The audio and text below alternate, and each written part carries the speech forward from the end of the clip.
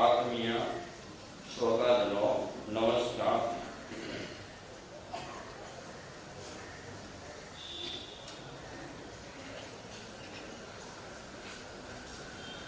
આજે આપણે પ્રવચનમાં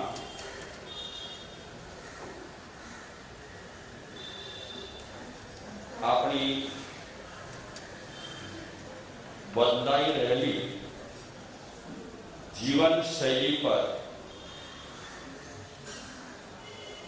અને વર્તમાન સમયમાં કેવી શૈલી અપનાવવી જોઈએ એ બાબતમાં થોડી ચર્ચા કરીશું. સર્વપ્રથમ બે માર્ગ રહેલા છે, એક ગ્રસ્થાશ્રમ અને બીજું સાધુ જીવન.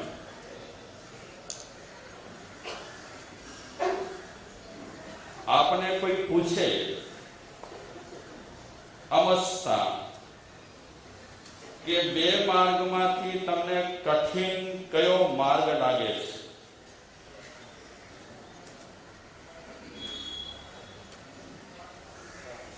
બે માર્ગ છે, એક ગ્રસ્થાશ્રમ છે, બીજું સાધુ જીવન છે. બે માર્ગમાંથી કઠિન માર્ગ કયો?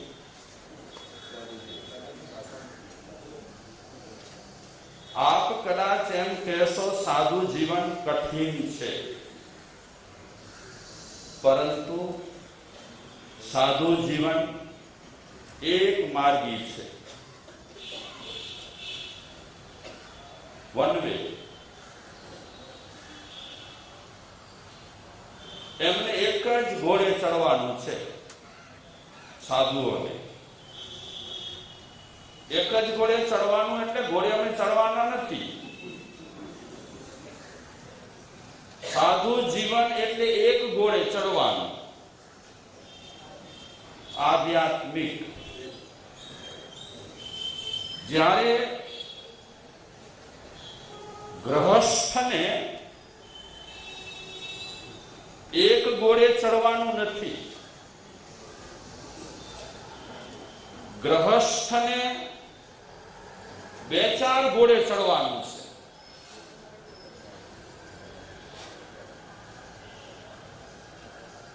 અને તમે વિચારો કે એક ઘોડે ચડવું હોય તો તકલીફ કે ચાર ઘોડે ચડવું હોય તો તકલીફ. હવે ક્યાં તમે કયા ઘોડા પર પગ રાખો, એક કયા ઘોડા પર બીજો પગ રાખો. સાધુ જીવન તમે જે રીતે ધારો છો તે રીતે કઠિન નથી. ગૃહસ્થાશ્રમ કઠિન છે. તમને એક ઘોડે નહીં, ઘણા ઘોડે ચડવું પડે છે. અને ઘણી વ્યક્તિઓને સાથે લઈ કરી અને જીવવું પડે છે. તમને પરિવારનું પણ સંભાળવાનું, સમાજનું પણ સંભાળવાનું, અને જે રાજ્યમાં તમે રહેતા હો એ રાજ્યની જે તે પરિસ્થિતિ રહેલી હોય એ પરિસ્થિતિ પણ તમારે સંભાળવાની. અને એની સાથે સાથે તમારે આર્થિક જીવન પણ જોવું પડે. સમાજને સંભાળવાનું, પરિવારને સંભાળવાનું, રાજ્યને સંભાળવાનું અને આર્થિક પરિસ્થિતિ તરફ પણ ધ્યાન દેવાનું. કેટલા ઘોડા છે? આ તો ચાર છે. એવા તો બીજા ઘણા ઘોડા છે. એ ગણે ઘોડે તમારે ચડવાનું છે. આ સાધુ જીવનમાં કષ્ટો છે, પણ તમારા મગજમાં જે કષ્ટોની વાતો ગોઠવાયેલી છે એટલા કષ્ટો સાધુ જીવનમાં નથી. જ્યારે ગ્રહસ્થ જીવન સમસ્યાઓથી ભરેલું છે, કોણના પાસે આમાં અમને સમસ્યાઓ શું? બોલો, શું સમસ્યાઓ?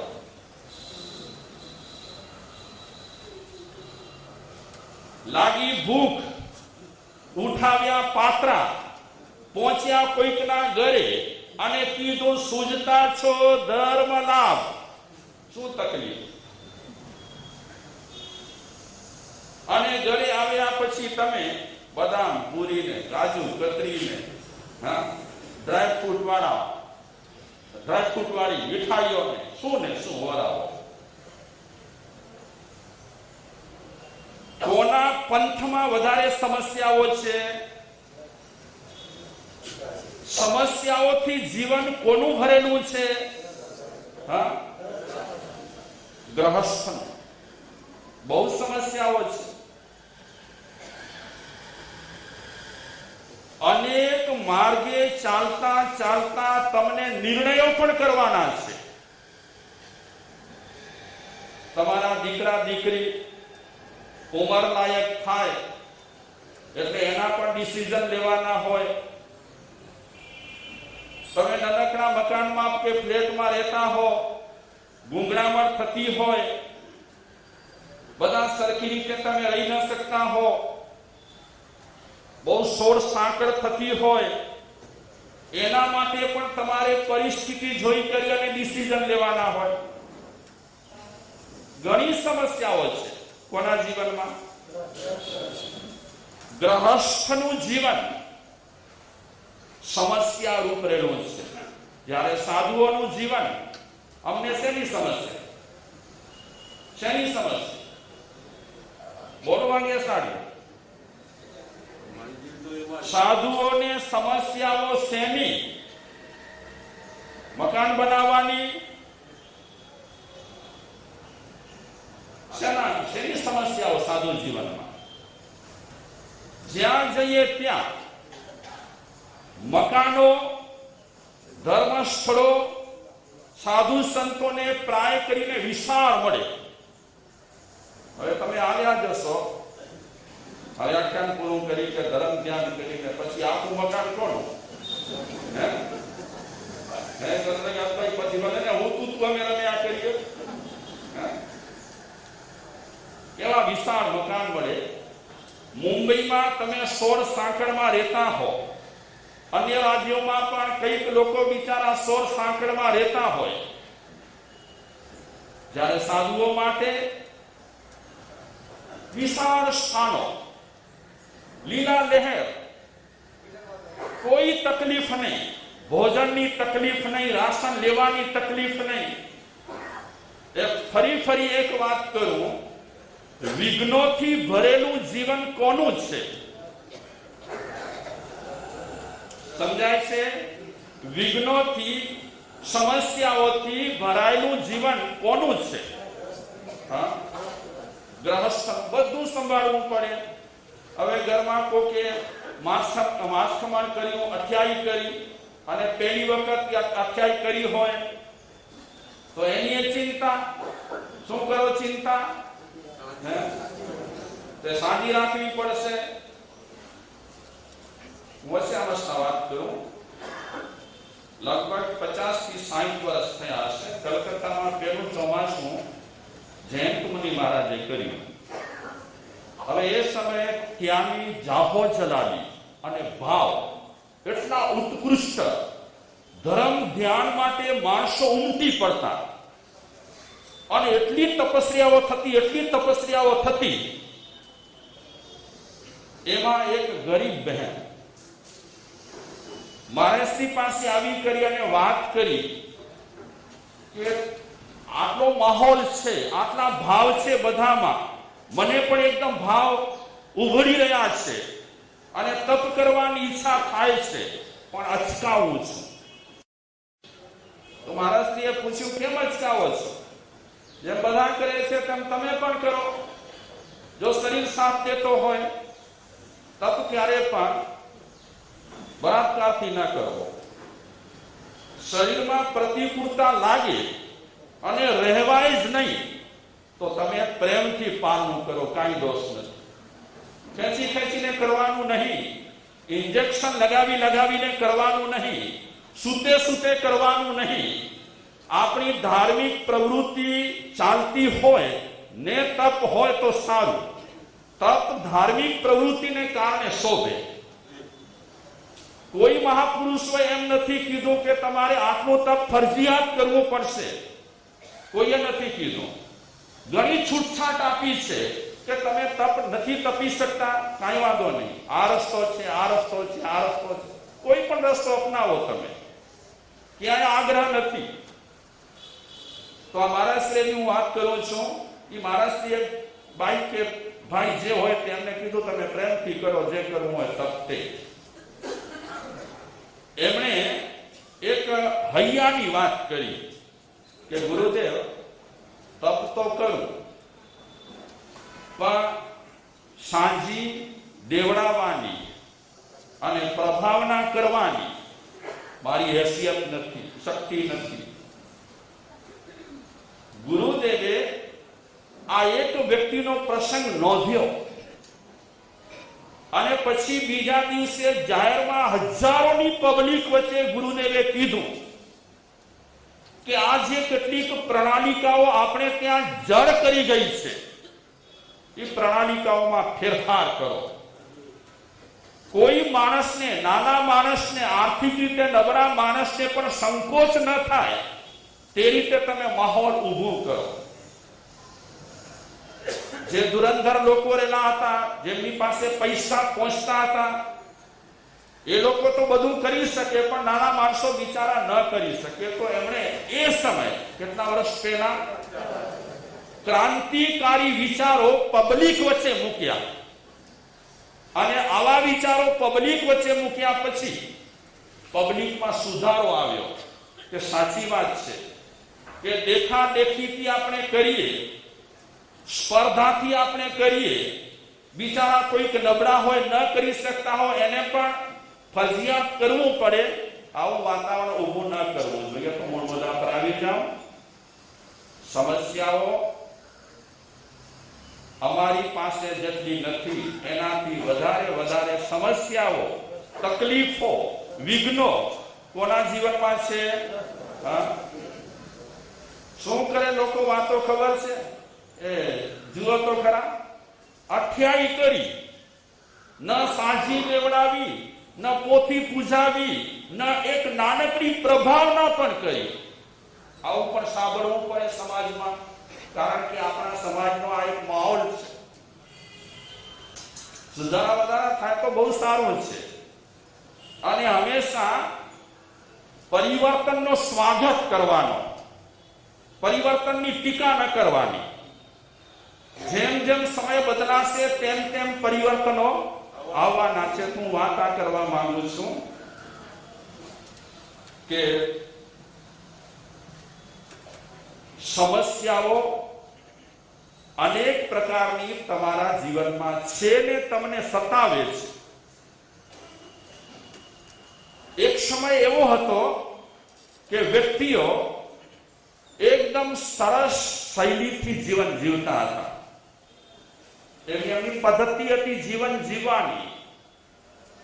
અને જીવન જીવવાની જે પ્રાચીન પ્રણાલિકા રહી હતી, એ સમયના લોકો જીવનમાં થોડીક સુખ શાંતિનો અહેસાસ કરતા હતા. પછી ધીરે ધીરે પદ્ધતિ બદલાતી ગઈ છે. સાદું જીવન છે ને, આમ જોવા જઈએ તો તમારા કામનું નથી. હું મજાક નથી કરતો, કટાક્ષ પણ નથી કરતો, પણ સાદું જીવન તમારા માટે આદર્શ હોવું જોઈએ, પણ સાદું જીવન તમારા માટે કામનું નથી. માસતીને નવાઈ લાગશે કે આમ શા માટે બોલે છે મહારાજ. સાધુના આદર્શો તમારા માટે જરૂરી, પણ સાદું જીવન ગ્રહસ્થના કામનું નથી.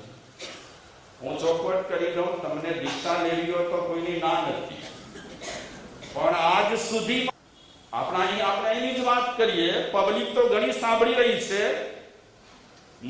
આપણા સંઘમાં દીક્ષાઓ કેટલી થઈ? આપણા સંઘની વ્યક્તિ કેટલી કેટલી થઈ? થઈ, 2000 થઈ. હા, આ સંઘની સ્થાપનાને આપણે અનુમાનથી કહીએ, અંદાજ કે કેટલા વર્ષ? 53 વર્ષ થયા. તો 53 વર્ષમાં કમસે કમ 5300 તો દીક્ષા થવી જોઈએ. અગર જો તમને સાધુ જીવન સારું લાગતું હોય તો. એટલે હું કહેવા એ માંગુ છું કે સાધુ જીવન છે એ તમારા માટે આદર્શ છે, આદર્શ. બાકી સાધુ જીવન તમારા કામનું બહુ નથી. બરાબર? તમે આ વાક્ય નોંધી લેજો. 12-17 ઠેકાણે તમને આ વાક્ય દોહરાવા હોય, કોઈને કહેવા હોય તો પણ પ્રેમથી કહેજો કે મારા સાહેબ આવું બોલી રહ્યા છે. તમારા માટે આદર્શ છે સાધુઓ. બાકી આવો, પગે લાગો, શુભ સલાહ પૂછો, ગોચરી પાણીનો લાભ દેજો એટલું પૂછો, પછી બહુ માથાકૂટ ન કરો, નીકળી જાઓ. જો સાધુ જીવન આપના માટે આદર્શ રૂપ હોય તો આપ ગ્રહસ્થ છો. આપને પણ ભાવના છે કે આ મનુષ્ય અવતાર મળ્યો છે તો આ મનુષ્ય અવતારને ધન્ય બનાવવા માટે, આ મનુષ્ય અવતારને સાર્થક કરવા માટે કાંઈ તો કરવું જ જોઈએ. એ તમારી બધાની ભાવના છે કે નહીં? કાંઈ તો બોલો તમે. તમે બોલશો નહીં તો મને ખબર કેમ પડશે કે પર્યુષણ કરવા આવ્યા છે ને આવવું જોઈએ એવું ધારીને તમે આવ્યા છો. કાંઈ તો તમારા મનમાં ધારણા હશે કે જિંદગી મળી છે તો આ જિંદગીમાં કાંઈક આપણે સારું કરીએ, તો જીવન શૈલી આપણે કાંઈક સારી બનાવીએ. તમારા માટે વાત કરું છું. બધા શ્રાવકો ન બની શકે. જેમ બધા સાધુઓ ન બની શકે ને તેમ બધા શ્રાવકો પણ ન બની શકે. અહીંયા આટલા જે બેઠેલા છે, આપ સૌ બેઠા છે, વિનમ્ર ભાવે પૂછું, આટલામાંથી શ્રાવકના વ્રત અંગીકાર કરનાર કેટલા? વરંડામાં બેઠા છે, ચાલીમાં બેઠા છે, કોઈના હાથમાં મોબાઈલ નથી ને? હા, નહીં તો ઘણા લોકો માથું હલાવ્યા કરે ને મોબાઈલમાં જોયા કરે. મને એમ થાય કે મારું વ્યાખ્યાન સાંભળે છે તો પછી ખબર પડે કે મહાત્મા મોબાઈલમાં હલાવે છે. વરંડામાં બેઠેલા ભાગ્યશાળીઓને પણ પૂછું, બીજાઓ સૌને આપને પૂછું કે આપ બધાએ 12 વ્રત આદર્યા છે? હા, વહી કોકે વહી આદરી હશે. વહી આદરી અને વ્રતો આદર્યા એ અલગ ખરા કે નહીં? વ્રતો એકદમ પરફેક્ટ રીતે આદર્યા હોય. વહી આદરનારા, વ્રતોની વહી આદરનારા અહીંયા જે સભામાં બેઠેલા છે કેટલા? ઘણા ન કહો બાપા, તમે બધાની શું કામ જવાબદારી લો છો? તમે કેટલા હશે? આંગળીના વેઢે આ જેટલા 2-5 જણાએ આંગળી ઊંચી કરી છે, હા, એ સિવાય શ્રાવકના વ્રત અંગીકાર કરનારાઓની સંખ્યા કેટલી? મેક્સિમમ, ઓછામાં ઓછી. સાધુ જીવન તમારા કામનું બોલો. તમે મારી પાસેથી બોલાવો એવા છો. સાધુ જીવન કામનું નથી. દીક્ષા લેવી હોય તો અમારી ના નથી. શ્રાવકના વ્રત તમે બધાએ અંગીકાર કર્યા નથી. ભગવાન મહાવીરના જે શ્રાવકો હતા એ પણ ગણ્યા ગાંઠ્યા હતા. તો આપણા માટે આ 12 વ્રત અંગીકાર કરવા એ પણ પોસિબલ છે કે નથી? બોલો કઈ તમે.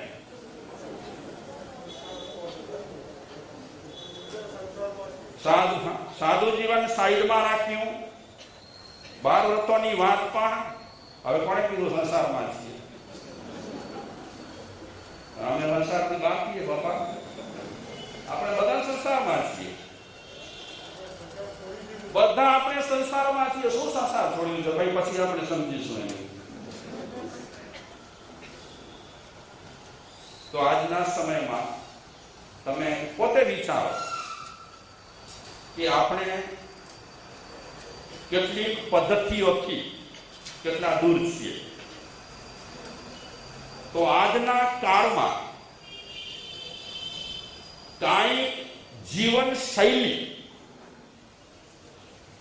આપણી ઘણી ચેન્જ થઈ ગઈ છે. આપણી જીવન પદ્ધતિ અત્યારે ઘણી ચેન્જ થઈ ગઈ છે.